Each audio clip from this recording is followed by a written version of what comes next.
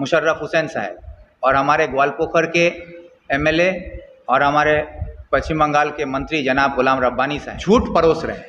ममता बनर्जी के चाटुकारिता के आगे ये लोग इतना कमज़ोर या इतना लाचार हैं कि अपने द वक़्फ़ अमेंडमेंट बिल के बारे में कहा जा रहा है 2024 कानून के बारे में नहीं समझता है। वो बिल और एक्ट में क्या फ़र्क है उसको नहीं पता हो। अपोजिंग द एक्ट, वर्ड क्या है? Opposing the act. यहाँ पे बिल की बात नहीं हो रही है, यहाँ एक्ट की बात हो रही है। सिद्दीकुल्लाह चौधरी साहब भी बेवकूफ़ हैं कि वो अभी बोल रहे हैं कि ममता बनर्जी मुसलमानों को बेवकूफ़ समझते। रब्बानी साहब से मैं कहूँगा कि अगर आपको इंग्लिश पढ़ने में और समझने में दुश्वारी होती है ना, तो आप पहले वर्ड मीनिंग्स पढ़ना सीखिए। अभी इलाके के लोगों को गुमराह करने के बजाय सच उनके सामने रखिए, ना कि ममता बनर्जी की चमचागिरी करने के।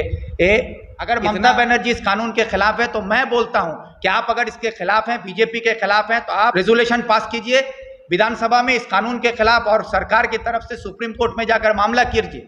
ममता बंदोपाध्याय जी ने बोल भी दिया है, जो विधानसभा में उन्होंने रेजोल्यूशन भी लाया है, जो इधर हम लोग ये वाकफ का लाया नहीं, लाने की बात नहीं लाया है। आपको भी हजरत लोग बैठे हुए थे, वही रेजोल्यूशन में दिखाया 2 तारीख को जो बोला है इस बात को, उनको बोले कि 2 दिसंबर में ये रेजोल्यूशन मूव हुआ था। समन्त चट्टोपाध्याय हमारे पार्लियामेंट्री अफेयर्स मिनिस्टर है, वो जो मूव किया।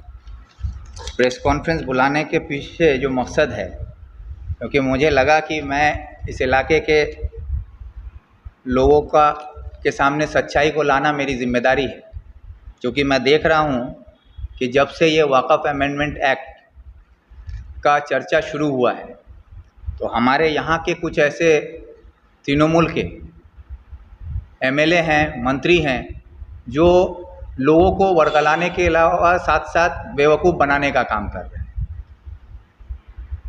हमारे इटाहार के एमएलए जनाब मुशर्रफ हुसैन साहब और हमारे ग्वालपोखर के एमएलए और हमारे पश्चिम बंगाल के मंत्री जनाब गुलाम रब्बानी साहब का बयान आ रहा है कि 2 दिसंबर 2024 को वक़्फ़ अमेंडमेंट एक्ट के खिलाफ रेजोल्यूशन पास कर दिया गया है ममता बनर्जी की तरफ से। ये सरासर झूठ है और लोगों के सामने ये लोग झूठ परोस रहे हैं। ममता बनर्जी के चाटुकारिता के आगे ये लोग इतना कमज़ोर या इतना लाचार हैं कि अपने हक की बात अपने कौम को बताने से भी डरते हैं, जो सच क्या है। इसलिए मैं आप लोगों के सामने ये बात रखना चाहता हूँ कि जो बात सामने आई कि ये 2 पेज का ये जो आप कागज़ देख रहे हैं आप लोग, इस कागज़ को दिखाकर ये बोला जा रहा है कि पश्चिम बंगाल सरकार की तरफ से रेजोल्यूशन पास कर दिया गया है। लेकिन सच्चाई क्या है इसको जानने की ज़रूरत है कि इसमें जो रेजोल्यूशन पास किया गया उसमें साफ बोला जा रहा है, अर्ज upon the union government through the state government. ये सिर्फ एक लाइन मैं आपके सामने रख रहा हूँ, जिसका मतलब अर्ज का मतलब क्या है? अर्जिंग, खुशामद करना। खुशामद किया जा रहा है दिल्ली की सरकार से, पश्चिम बंगाल सरकार की तरफ से, कि इस बिल को वापस लिया जाए। किसको वापस लिया जाए? बिल को। इस बात को समझिएगा, बिल को वापस लेने की बात की जा रही है। तो ये पश्चिम बंगाल सरकार की तरफ से 2 दिसंबर 2024 को लिया गया था, जब ये कानून नहीं बना था। ये कानून नहीं बना था, ये बात को समझिएगा। और उसी पर आपके सामने एक और ये देखता हूँ कि ये देखिए, ये रेजोल्यूशन को लेने के बाद उसके बाद अखबार में जो छपा इकोनॉमिक्स टाइम्स का ये न्यूज़ है। इसमें हेडलाइन क्या है? Resolution urging withdrawal of Waqf amendment bill. यहाँ पर साफ मेंशन किया हुआ है बिल। ये एक्ट की बात नहीं कर रहा है, ये बिल के बारे में बोल रहे थे। बिल का मतलब कि जब ये कानून नहीं था उस वक्त ये रेजोल्यूशन लिया गया था। उसमें क्या लिखा जा रहा है? अर्जिंग मतलब खुशामद किया जा रहा है, इसके खिलाफ नहीं है ममता सरकार, खुशामद कर रही थी। और जो लोग ये कह रहे हैं कि हमारा विधानसभा में जो प्रस्ताव लिया गया उसमें शोभनदेव चट्टोपाध्याय उन्होंने प्रस्ताव लिया, तो ये उनकी तस्वीर है, वो प्रस्ताव ले रहे हैं, इससे मैं इनकार नहीं करता। लेकिन वो यहाँ पर क्या बोल रहे हैं, किसके खिलाफ लिया जा रहा है ये? यहाँ भी साफ लिखा जा रहा है द रेजोल्यूशन अर्जिंग, फिर वही लफ्ज आ रहा है अर्जिंग, मतलब खुशामद किया जा रहा है। Withdrawal of the Waqf amendment bill, bill के बारे में कहा जा रहा है 2024, कानून के बारे में नहीं कहा जा रहा है। इसमें ये कहा गया और उसके साथ एक लाइन है, parliament was pass bye voice vote. Bye voice vote का मतलब क्या होता है कि वॉइस वोट मतलब आप हाथ उठा के बोल दिए कि हम सब इसके खिलाफ हैं। इसका कानूनन इस रेजोल्यूशन का कोई अहमियत नहीं है। इस रेजोल्यूशन को लेकर आप कानूनन कहीं खड़े नहीं हो सकते। और इसी के वजह से आपको मैं बताना चाहूँगा कि हमारी नदिया की एमपी महुआ मित्रा, उन्होंने एक सुप्रीम कोर्ट में केस किया है। अगर बंगाल की सरकार रेजोल्यूशन पास कर देती तो वो अपने आवेदन में सुप्रीम कोर्ट को ये बताती कि पश्चिम बंगाल सरकार इस कानून के खिलाफ रेजोल्यूशन ले चुका है। तो ये बहुत बड़ी बात थी सुप्रीम कोर्ट की नज़र में लाने के लिए, लेकिन पश्चिम बंगाल सरकार ऐसा कोई रेजोल्यूशन पास नहीं की है। इसीलिए महुआ मित्रा सुप्रीम कोर्ट में जो केस दायर की उसमें इस बात को वो मेंशन नहीं की है। इसमें कहीं पर उनके दस्तावेज में ये लिखा हुआ नहीं है। दूसरी बात, जब ये बिल पास हुआ उस पर जब चर्चा हुआ पार्लियामेंट में, उसमें कल्याण बंदोपाध्याय तृणमूल के एमपी वो वहाँ पर पार्टिसिपेट किए, वक्फ अमेंडमेंट एक्ट के खिलाफ अपना बयान रखे। उस बयान में भी कहीं पर उन्होंने ये बात नहीं रखी कि ममता बनर्जी की सरकार पश्चिम बंगाल में वक्फ अमेंडमेंट एक्ट के खिलाफ रेजोल्यूशन पास कर चुकी है और इस कानून को हम लोग बंगाल में नहीं मानेंगे। ऐसा बात उन्होंने कहीं नहीं कहा है, क्योंकि ऐसा कोई रेजोल्यूशन हुआ ही नहीं है, इसीलिए वो नहीं बोल पाए। ये बात समझने की है कि जब ऐसा कोई कानून बना ही नहीं तो उस कानून पर आप बोलिएगा कैसे। लेकिन पब्लिक को बेवकूफ़ बनाने के लिए ये बयानबाजी चल रहा है। लेकिन जब पार्लियामेंट में आपको बोलना था आप नहीं बता पाए, सुप्रीम कोर्ट में आपने केस किया, आपके एमपी ने, उसने नहीं बताया। तो और दूसरी बात, कुछ लोग ये कहते हैं कि ममता बनर्जी शुरू से इसके मुखालफत में है, पहला मुखालफत ममता बनर्जी के, ये भी सरासर झूठ है। उसका भी मैं आपको ये दिखाता हूँ कि ये देखिए इकोनॉमिक्स टाइम्स का ही न्यूज़ है जिसमें साफ लिखा हुआ है, Telangana was first to oppose Waqf amendment act should not exist. Telangana की तरफ से जो कांग्रेस की सरकार है वहाँ से सबसे पहले हिंदुस्तान में अगर इसके खिलाफ किसी ने आवाज़ उठाया था इस कानून के खिलाफ तो वो तेलंगाना है जो कांग्रेस की है, वहाँ पर ये आवाज़ उठाया। दूसरा, जब ये कानून बन गया 2 तारीख को ये कानून को पास कर दिया गया पार्लियामेंट में, 3 तारीख राज्यसभा में पास हो गया। उसके बाद सीपीआईएम पार्टी का पार्टी कांग्रेस हो रहा था, उनका 24वां पार्टी कांग्रेस था। कब था? 4 अप्रैल 2025, 4 अप्रैल 2025 को वहाँ पर सीपीआईएम पार्टी के तरफ से ये रेजोल्यूशन लिया जाता है जिसमें उन लोगों ने साफ कहा, resolution to withdraw the divisive and injustice Waqf amendment act immediately. अगर 2 तारीख दिसंबर 2024 को ये रेजोल्यूशन पास हो गया रहता तो सीपीआईएम पार्टी जो 34 साल बंगाल में हुकूमत की, आज भी केरल में सरकार चला रही है, उनके पास एक एक्सपीरियंस की कमी नहीं है, सरकार चला चुके हैं। वो पार्टी क्या इतनी नासमझ है कि वो 4 अप्रैल 2025 को ये रेजोल्यूशन लेती है। चलिए सीपीआईएम को बेवकूफ़ बोलती है, तृणमूल बोलती है सीपीआईएम को नहीं मानते, मत मानो भाई। सीपीएम को नहीं मानते हो मत मानो, कांग्रेस को मत मानो, तुम अपने पार्टी के नेताओं को तो मानते हो। तो अब सवाल ये उठता है कि मैंने कहा था इटाहार के एमएलए जनाब मुशर्रफ हुसैन साहब बेवकूफ़ों का सरदार है और मैं आज भी अपनी बात पर अटल हूँ। मैं उनकी समझदारी पर सवाल उठा रहा हूँ।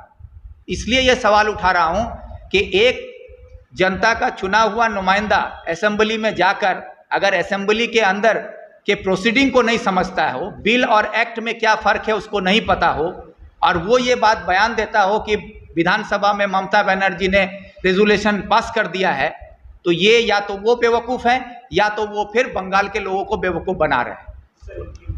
उसका मैं पहले बोल दूँ, मेरी बात पहले। तो ये बात हमारे जनाब गुलाम रब्बानी साहब भी बोलते हैं कि बिल पास हो, एक्ट ये रेजोल्यूशन पास हो गया है। ये सब लोगों को गुमराह कर रहे हैं या खुद समझ इनके समझ में कुछ नहीं आता है। अब यहाँ पर देखिए, ये कौन है? हमारे पश्चिम बंगाल विधानसभा के स्पीकर जनाब विमान बनर्जी साहब हैं, और ये एक काबिल वकील भी हैं। कोलकाता के अलीपुर कोर्ट में ये सीनियर वकील हैं। इनका भांजा मेरा क्लासमेट है। हम लोग जब कॉलेज में पढ़ा करते थे, ये विमान सर के पास जाकर हम लोग कानूनी सलाह लेते थे, उनसे सीखते थे। और ये आदमी आज हमारे विधानसभा के स्पीकर हैं। और ये क्या बोल रहे हैं, कब बोल रहे हैं? 7 अप्रैल सोमवार के दिन, 7 अप्रैल सोमवार के दिन इनका जो बयान है उसको समझिए। West Bengal over the amendment Waqf act, speaker of the West Bengal assembly Biman Banerjee on Monday, सोमवार के दिन 7 तारीख को, said that if the state government wants, ये बात साफ बोला जा रहा है कि स्टेट गवर्नमेंट अगर चाहे, the matter can be discussed in the house and even resolution opposing the act. Opposing the act, word क्या है? Opposing the act. यहाँ पे बिल की बात नहीं हो रही है, यहाँ एक्ट की बात हो रही है। ये 7 तारीख का है, 7 अप्रैल 2025 सोमवार के दिन। कौन बोल रहा है? हमारे विधानसभा के स्पीकर विमान बनर्जी बोल रहे हैं। अब ये क्या बोल रहे हैं उसको समझिएगा। ये साफ बोल रहे हैं कि वेस्ट बंगाल के स्पीकर साहब सोमवार के दिन, ये 7 तारीख को बोल रहे हैं अप्रैल में, कि अगर गवर्नमेंट चाहे, अगर सरकार चाहे तो इस मुद्दे पर चर्चा हो सकता है और विधानसभा में रेजोल्यूशन लिया जा सकता है वक्फ अमेंडमेंट एक्ट के खिलाफ। अपोजिंग साफ लिखा हुआ है यहाँ पे, अपोजिंग, यहाँ पे अपोजिंग वर्ड है, और वहाँ पर क्या था? अर्जिंग। दोनों में फर्क है। अर्जिंग खुशामद करना, वो खुशामद किया गया था बिल के खिलाफ, और जब कानून बन गया उसके बाद विमान बनर्जी क्या बोल रहे हैं कि इस कानून के खिलाफ रेजोल्यूशन लिया जा सकता है अगर सरकार चाहे तो। कौन बोल रहा है? तृणमूल के ही विधानसभा के स्पीकर साहब। अब ये सवाल उठता है कि गुलाम रब्बानी साहब सही हैं या विमान बनर्जी साहब सही हैं? मुशर्रफ साहब सही हैं या विमान बनर्जी साहब सही हैं? जवाब वही लोग दें। अब दूसरा दिखा रहा है, ये तस्वीर को आप लोग सबको पहचानते हैं।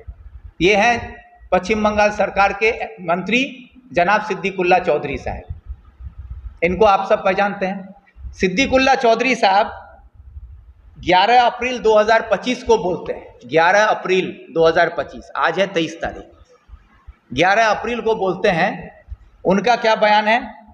Minister Siddiqullah Chowdhury said that chief minister Mamata Banerjee has agreed to introduce a resolution opposing the Waqf amendment act. इसका मतलब क्या हुआ? इसका मतलब साफ है कि सिद्दीकुल्ला चौधरी साहब ये कह रहे हैं कि ममता बनर्जी राजी है, ममता बनर्जी राजी हैं रिजोल्यूशन लाने के लिए वक्फ अमेंडमेंट कानून के खिलाफ।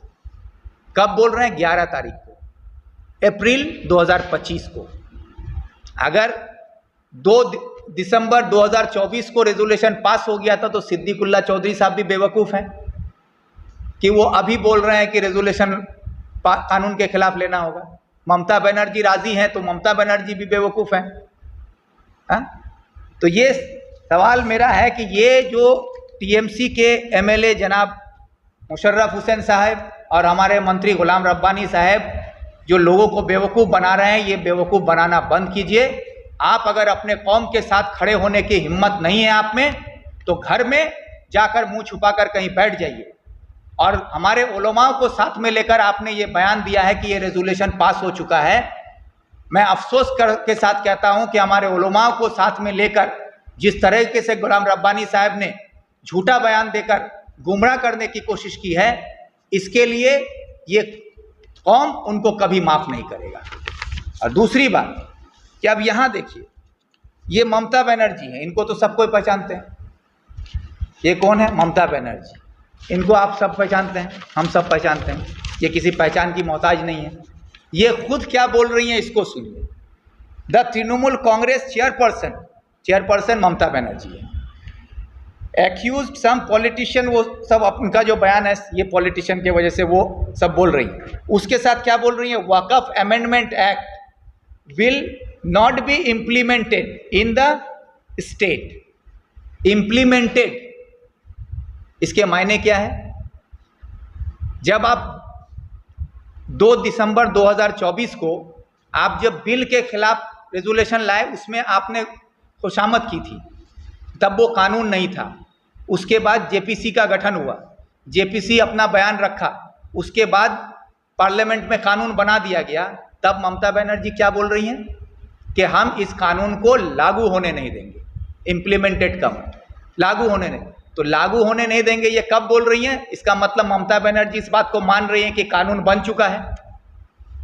जब कानून बन चुका है, आप ये कह रही हैं कि आप इसको इम्प्लीमेंटेड नहीं होने देंगी, तो आप इस कानून के खिलाफ विधानसभा में रेजोल्यूशन क्यों नहीं ले रही हैं? ये मेरा सवाल है।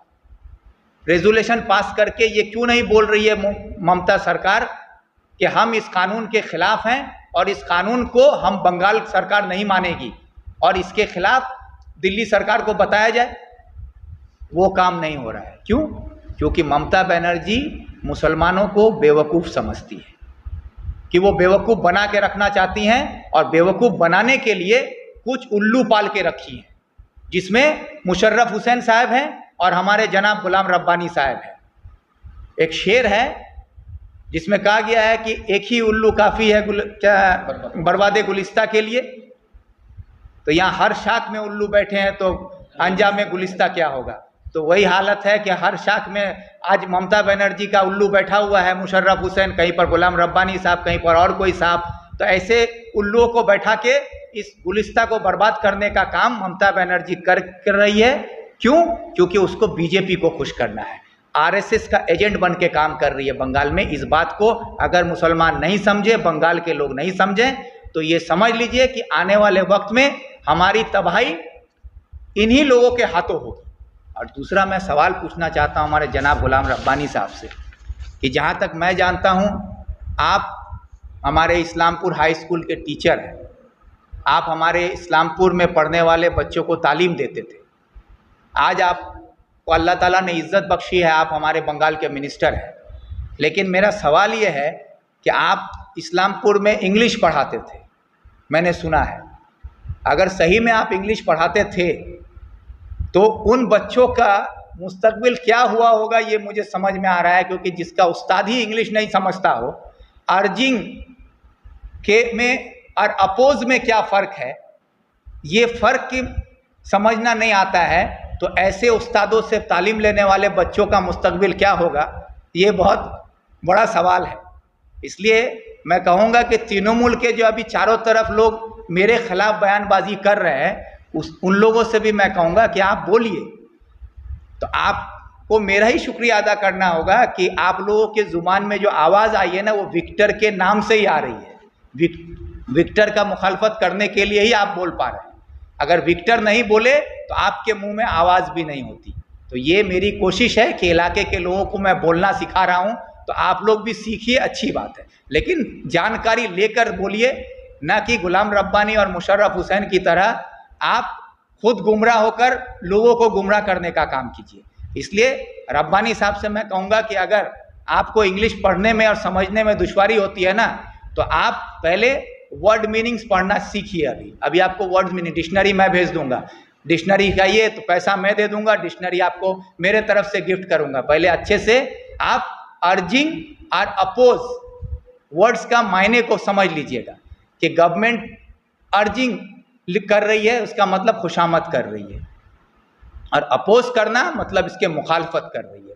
दोनों चीज़ों में ज़मीन आसमान का फ़र्क है। इसलिए मैं कहूँगा कि हमारे इलाके के लोगों को गुमराह करने के बजाय सच उनके सामने रखिए, ना कि ममता बनर्जी की चमचागिरी करने के इतना आप लोग डूब गए हैं, ताकि आने वाले वक्त में इस इलाके के लोगों को आप लोगों की रहनुमाई में हम लोग अंधेरे के साथ साथ आप लोग हमें कहाँ ले जाकर ढकेल रहे हैं, इसका अंदाज़ा आपको नहीं। इसके लिए इस इलाके के लोग भी आपको कभी माफ़ नहीं करेंगे। यही मैं कहना चाहता हूँ। अच्छा सर, आप इतनी बातें ये शब्दों का जो पॉलिटिक्स कर रहे हैं सर, आप ये नहीं मानते सर वेस्ट बंगाल सरकार जो है इस बिल के अगेंस्ट में, ये बात मानते हैं? वेस्ट बंगाल सरकार वक़्फ़ अमेंडमेंट कानून के खिलाफ नहीं है, ये मैं बोलता हूँ। अच्छा सर, क्यों बोलता हूँ इसका बयान पहले पूरी बात समझिए। अगर ममता बनर्जी वेस्ट बंगाल सरकार की तरफ से इस कानून के मुखालफत में होती तो आज ममता बनर्जी को इस कानून के खिलाफ विधानसभा में रेजोल्यूशन लेना चाहिए था। एक तरफ वो कहती है हम बीजेपी के खिलाफ हैं, बीजेपी आज ये काला कानून लाता है, उस कानून को रोकने के लिए ममता बनर्जी की तरफ से विधानसभा में रेजोल्यूशन पास नहीं किया जाता है। ये तो साफ बता रहा है कि आप कानून पास के खिलाफ रेजोल्यूशन नहीं लेकर आप बीजेपी की मदद कर रही हैं। सुप्रीम कोर्ट में आप कोयला चोर, बालू चोर, कपड़ा चोर और आपका नौकरी चोर, तमाम लोगों को बचाने के लिए आवाम के पैसे को लेकर आप सुप्रीम कोर्ट में जाकर केस कर सकती हैं। और आज संविधान के खिलाफ कानून बनाया जाता है। स्टेट का जो अपना अधिकार है उसमें सेंट्रल घुस रहा है, आपके अपने अधिकार पर कब्जा करने जा रहा है, काला कानून लाके मुसलमानों पर हमला कर रहा है। और आज आप संविधान को बचाने के लिए, बंगाल को बचाने के लिए, बंगाल के मुसलमानों को बचाने के लिए, उसकी संपत्ति को बचाने के लिए आज आप हमारे पैसे से आप सुप्रीम कोर्ट में केस करने क्यों नहीं जा रही है? क्या ये सवाल नहीं है? जो लोग ये कहते हैं कि ममता बनर्जी इस कानून के खिलाफ है, वो लोग सरासर झूठ फैला रहे हैं। अगर ममता बनर्जी इस कानून के खिलाफ है तो मैं बोलता हूं कि आप अगर इसके खिलाफ हैं, बीजेपी के खिलाफ हैं, तो आप सबूत दीजिए कि आप बीजेपी के खिलाफ है। आप रेजोल्यूशन पास कीजिए विधानसभा में इस कानून के खिलाफ और सरकार की तरफ से सुप्रीम कोर्ट में जाकर मामला कीजिए कि इस कानून को रद्द किया जाए। ये काम तो ममता बनर्जी नहीं कर रही हैं और उल्टा क्या कर रही हैं, बंगाल में इस पर एहतजाज तक पर रोक लगा दिया गया कि हमारे उलमा इकट्ठा होकर, हमारे सारे उलमा से देवबंदी हो, बरेलवी हो, अहले हदीस हो, वहाबी हो, सारे लोग इकट्ठा होकर एकजुट होकर एक मंच पर आकर एहतजाज करने के लिए तैयार हुए। लेकिन उनको धमकी देके पुलिस के जरिए रोक दिया गया कि पुलिस उनको धमका रही है कि आप अगर एहतजाज करते हैं तो आप पर कानूनन कार्रवाई होगा।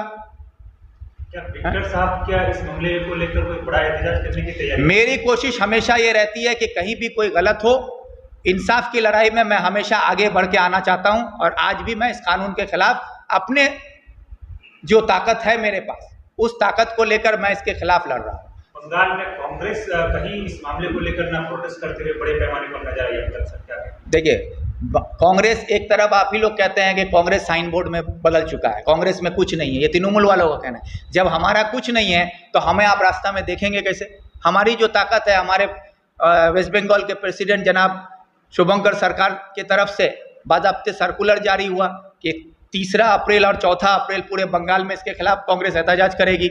हम लोगों ने उस पर एहतजाज भी किया, रास्ते पे उतरे, नुक्कड़ सभा हुआ, उसके बाद हमारा प्रेस कॉन्फ्रेंस भी हुआ।